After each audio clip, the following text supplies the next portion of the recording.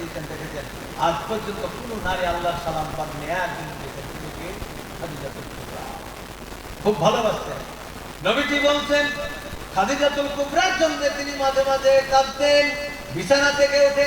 আয়েশা বলতেন হুজুর আপনি আমাদেরকে কি ভালোবাসেন, আপনি কেন এত কাঁদেন, আপনি কেন এত কাঁদেন? বলে খাদিজার কথা বলতে পারি না।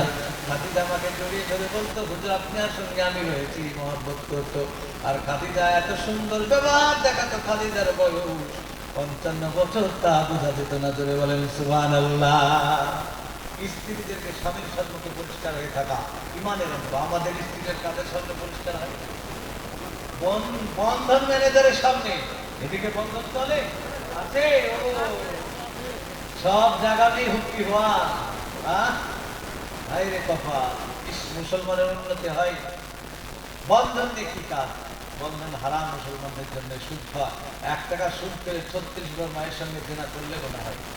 আপনি এই হাদিসটা জানেন না যে একটা মানুষের কাঁচা বাড়ি থাকবে না? আপনার আমলে না হলে আপনার ছেলের ছেলে তা হবেই, না হলে কিয়ামত হবে না। আল্লাহ নবী বলেই দিয়েছে একটা কাঁচা বাড়ি তার জন্য সব পাকা হবে।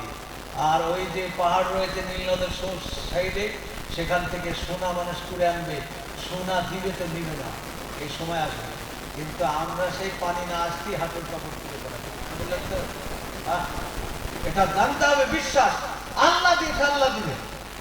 সবকিছুর মালিক আছে, আল্লাহ দিতে, আল্লাহ দিবে। আমি আপনি কেন চিন্তা করবো? রুচির উপরে ভরসা নাই।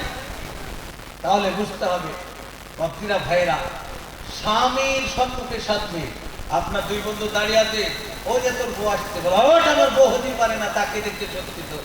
বাড়িতে গিয়ে বলতে হায় রে শুই থাকবাই ডার্লিং, এরকম করে যদি সাজিস তুই, তাহলে তো জীবনে একটা মার